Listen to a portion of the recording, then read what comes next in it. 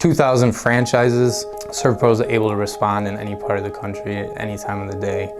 ServPro's got, top of the line equipment, constantly upgrading the equipment with the industry standards. ServPro assisted with Hurricane Maria in Puerto Rico. I spent 6 months in Puerto Rico with ServPro. Being that the island is built pretty much out of concrete for buildings, it was mainly just water damage, and then as time went on, it was a lot of mold remediation that was necessary. It was logistically, it was a big deal. We had to fly in a lot of equipment. Getting around the island in the beginning was very difficult. There wasn't very many vehicles available, so utilizing resources.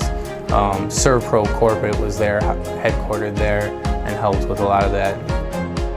ServPro, we can make it like it never even happened.